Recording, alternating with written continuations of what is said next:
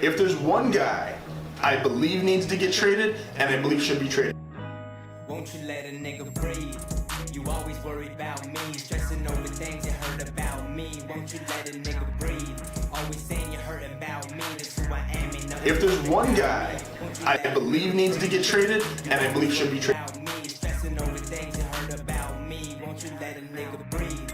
Always saying you hurting about me, that's who I am. Ain't nothing perfect about me. Won't you let a nigga back up, bitch? Why you always trying to press a nigga? If it ain't one thing, it's the next. It starts to stress a nigga. This overthinking that you doing, it affects a nigga. Patience running thin with you for real, bitch. Don't you test a nigga. Ain't never been the type to show no one affection, nigga. She don't trust me, say I'm the reason she don't mess with niggas. Calls me toxic cause I ain't with none of the extras, nigga. Pushing me away, bro. Once I'm gone, you ain't gon' catch a nigga. I'm feeling boxed in, I need me some space. There ain't no turning back like KK. I'm doing the race. Forget the bitch, I bag the only thing I ever would chase. Thought you was coming with sight, your number getting erased. On to the next, you should've known how why the look on your face. Get the fuck from off my phone, it's best that you know your place. These years I'll never get them back with you, they go in the waste. Got what I want and now I'm skating and you getting replaced. Won't you let a nigga breathe? You always worry about me, stressing over things you heard about me. Won't you let a nigga breathe? Always saying you hurting about me, that's who I am, ain't nothing perfect about me. Won't you let a nigga breathe?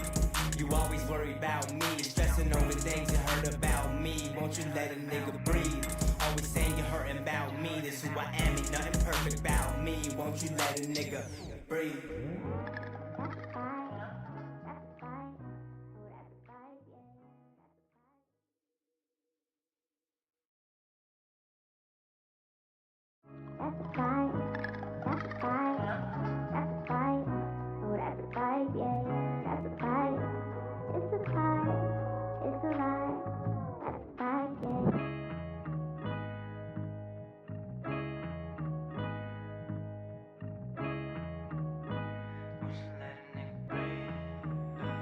Won't you let a nigga breathe?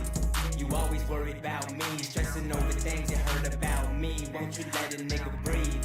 Always saying you hurting about me, that's who I am, ain't nothing perfect about me. Won't you let a nigga breathe? You always worry about me, stressing over things you heard about me. Won't you let a nigga breathe? Always saying you hurting about me, that's who I am, ain't nothing perfect about me. Won't you let a nigga back up, bitch? Why you always trying to press a nigga? If it ain't one thing, it's the next. It starts to stress a nigga. This overthinking that you doing, it affects a nigga. Patience running thin with you for real, bitch. Don't you test a nigga. Ain't never been the type to show no one affection, nigga. She don't trust me, say I'm the reason she don't mess with niggas. Calls me toxic cause I ain't with none of the extras, nigga. Pushing me away, bro. Once I'm gone, you ain't gon' catch a nigga. I'm feeling boxed in, I need me some space. There ain't no turning back like KK. I'm doing the race. Forget the bitch, I bag the only thing I ever would chase. Thought you was coming with sight, your number getting erased. On to the next, you should've known how why the look on your face. Get the fuck from off my phone, it's best that you know your place. These years I'll never get them back with you, they go in the waste. Got what I want and now I'm skating and you getting replaced. Won't you let a nigga breathe? You always worry about me, stressing over things you heard about me. Won't you let a nigga breathe?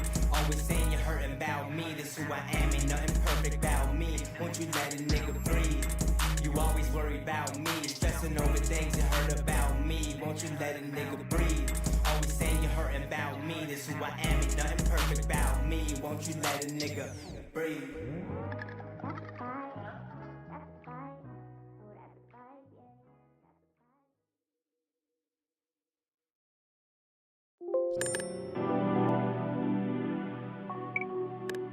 Yeah. Spence. Nigga, where am I going? Dropped the four with my cup, now I'm floating. I can't feel a thing, to be real, I just go through the motions. Where am I going? Nigga, I'm in deep like the ocean. I've been in my bag, everybody around me, I'm ghosting. Where am I going? Dropped the four with my cup, now I'm floating. I can't feel a thing, to be real, I just go through the motions. Where am I going? Nigga, I'm in deep like the ocean. I've been in my bag, everybody around me, I'm ghosting. Where am I going? I don't know. We are going back to another episode of HardFoul Radio. Appreciate you guys for tuning in. This is the show that values time, so let's not waste any. A lot to talk about today. There's no theme for today. I just want to go over a bunch of different things. So it is Monday. Happy Monday to everybody. There's the lighting working. So the NFL Top 100 list, I've avoided for the most part. There's a multitude of reasons. They don't, and I don't really understand this outside of they just don't feel like they can get guys to come in and vote during the offseason. But, I mean, sending out an email or something they could reply to really quick or like an exit interview seems to fix this. But they vote around week 13, week 14 of the regular season, right? So there's a lot of people who are coming out and saying, it's like, how is Mahomes not number one? Well, the reality is, even if he is obviously the best player in the NFL, three-time champion, multiple-time MVP, all the accolades that we're all already very well aware of, if I want to convince myself, as not a Chiefs player or as the Chiefs hater, if I'm basing it just off last season, Mahomes had 27 touchdowns, 14 interceptions. So I can make an argument just off last season he was never going to be the top player anyway, especially at the time that they do the voting, right? Then there's also this part of, and other former players are starting to talk about it now, where it's like, look, when they do this, honestly, you don't have a list of names. You're just kind of writing down who you can think of. So if you just don't think of a certain player, they're just not going to make the list. There's examples of this, like L'Jarius Sneed clearly was not thought of when players just writing down names, which is why he doesn't make the list, even though he was an all-pro. The Chiefs center, Humphrey, he didn't make the list either.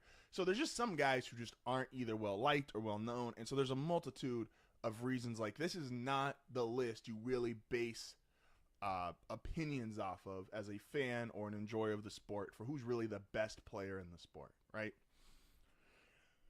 But it does sometimes, the way we just talked about, guys are, it's who they're thinking of, it's who they like, etc., etc.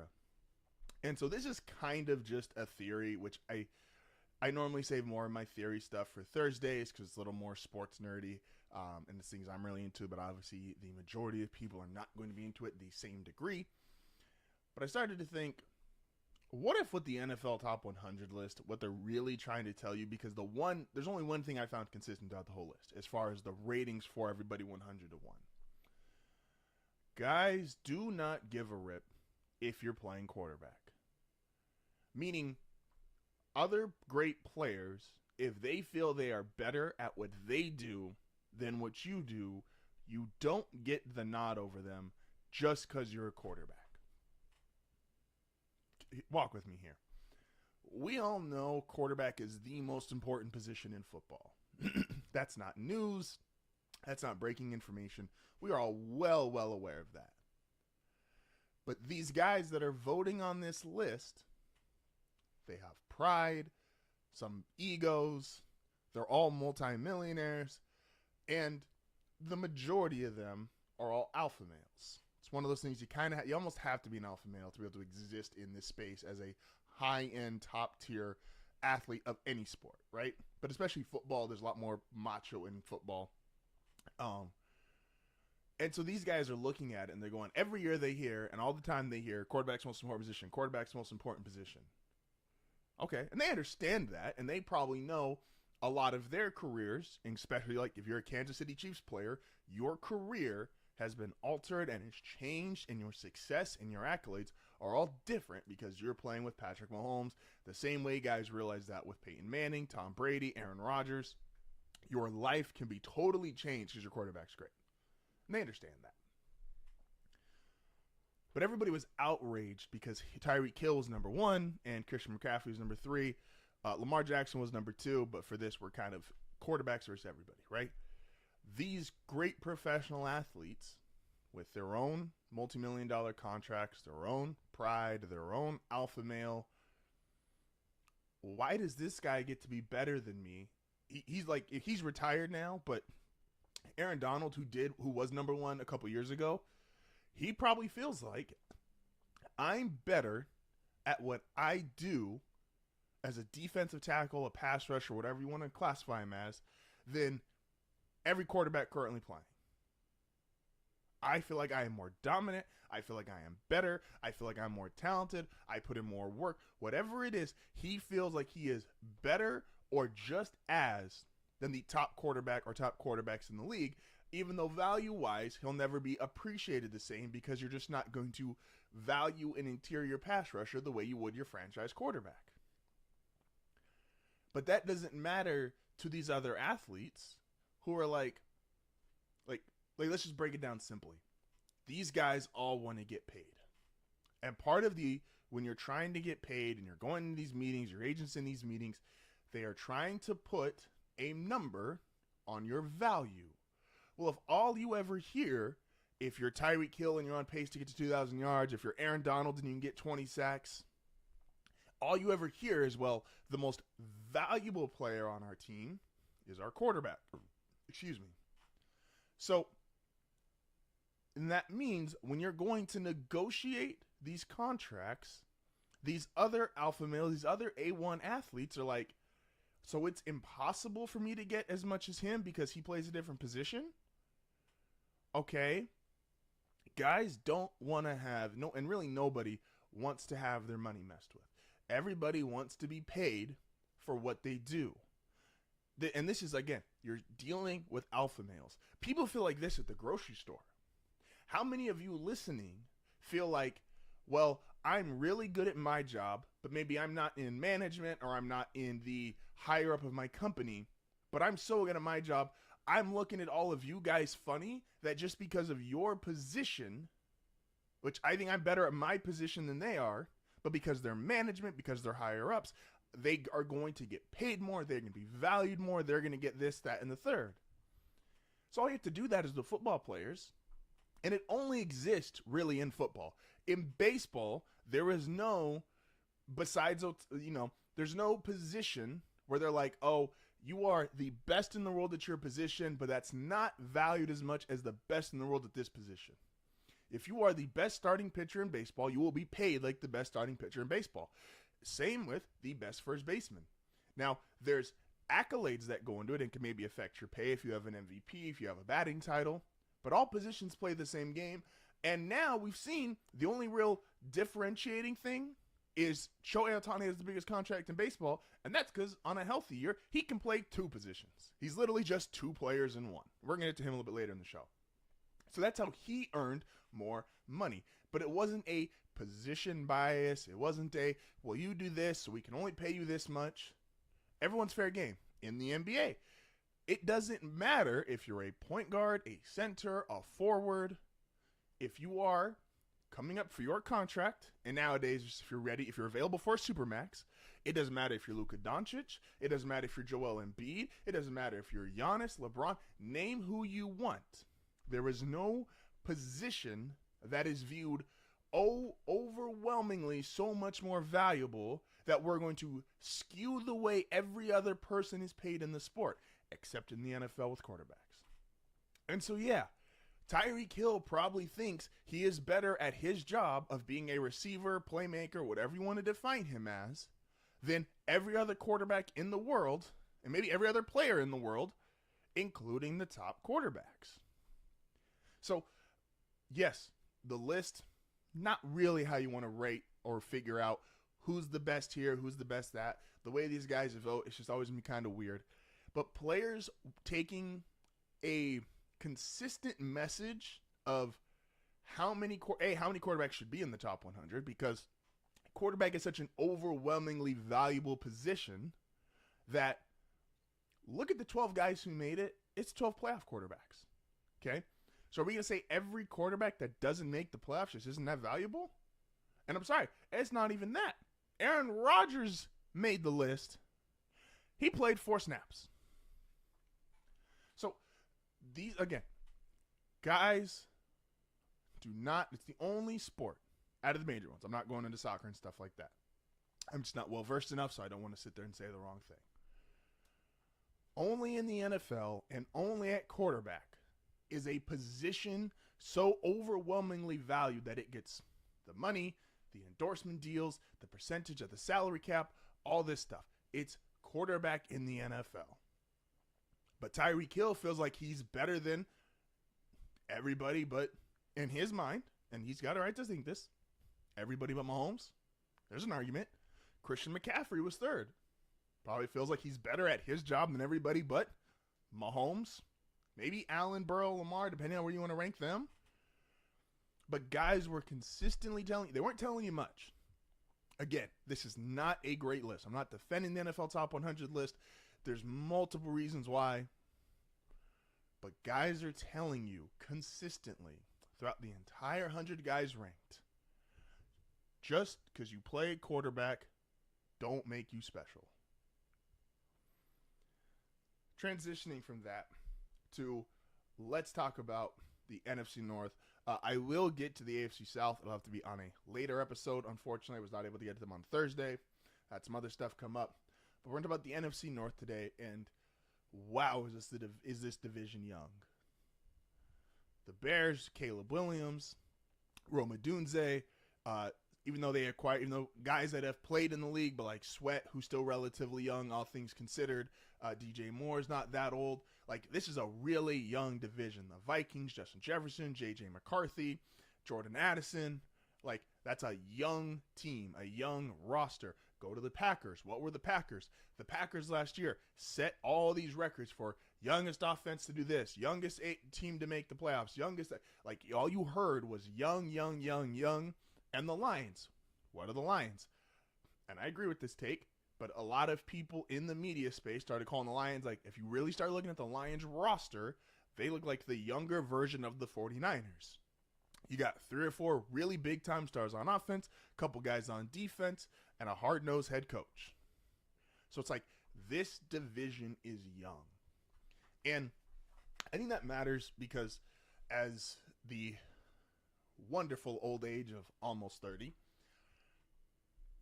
when guys are young and when people are young, it's very easy to make mistakes. And most things in life, and I used to hate this all the time growing up, but when you hear like people telling you, it's like, oh, you're young, it's okay, young, it's okay. You don't really want to feel that because you spend so much time being really young that you want to get older. You want to be 16, you want to be 18, you want to be 21. And so you hate when people tell you when you're 19, 21, 22 years old, like, oh, you're so young. Like, this because you've lived your whole 19, 22 years of life. You don't feel young in that regards because you've had to live this and your days feel as long as everybody else's days. But older people will tell you, and I now fully understand this, how you're just so young. And young people, when you realize at the end of the day, there are so many little things that could have happened and your life could have gone a totally different direction. I've got these stories. I got friends that got these stories, loved ones that have these stories. My wife has these stories. You're like, ooh, if I had done this instead of that. And in both directions, it could be good or bad. You might think to yourself and go, man, if I had just taken that one class, man, if I had just made that, nowadays, maybe I just made that one bet. Or it could be sad. Man, I should have never done this. Man, I should have never gone here.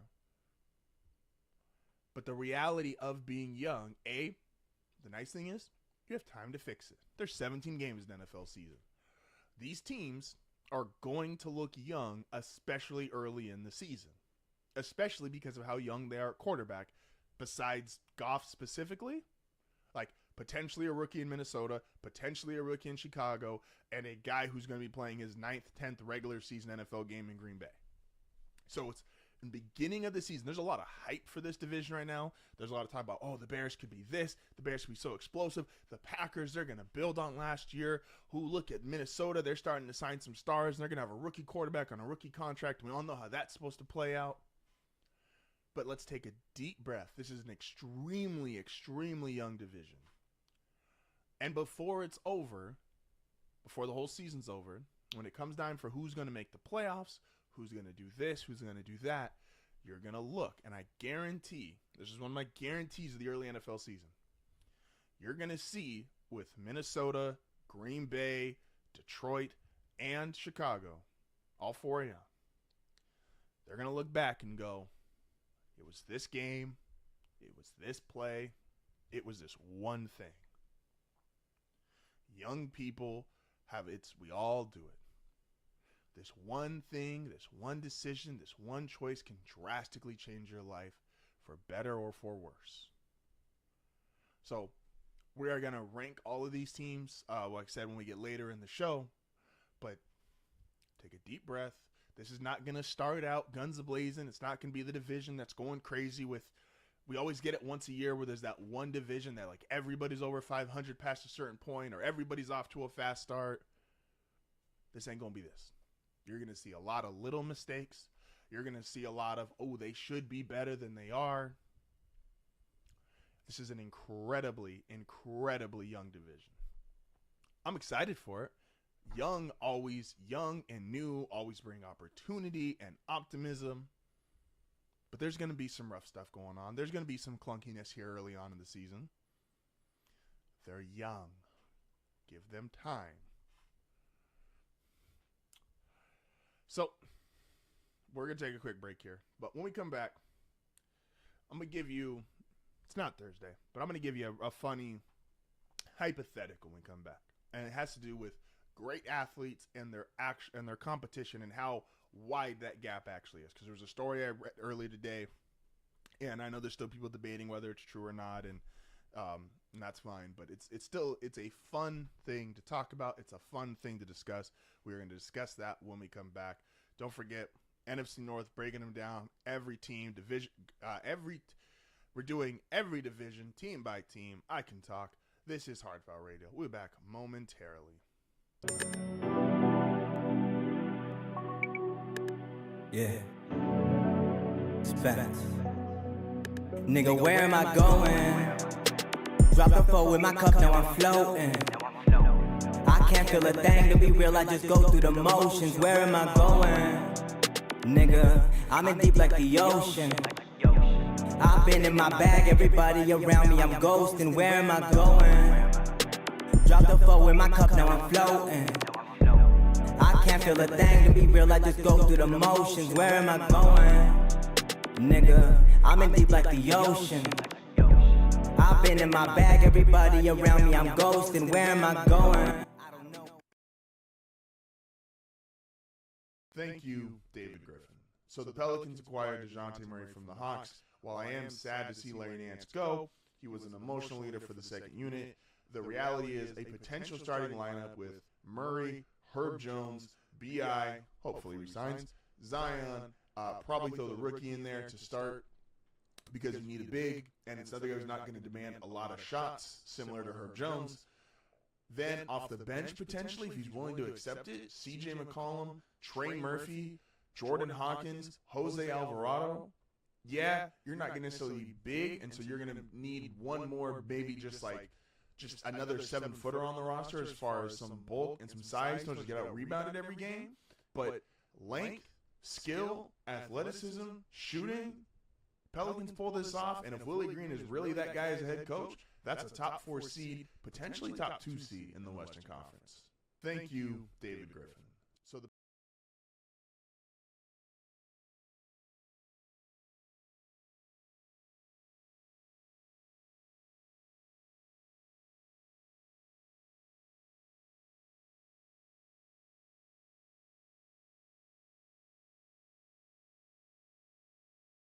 And we are back. This is HardFoul Radio.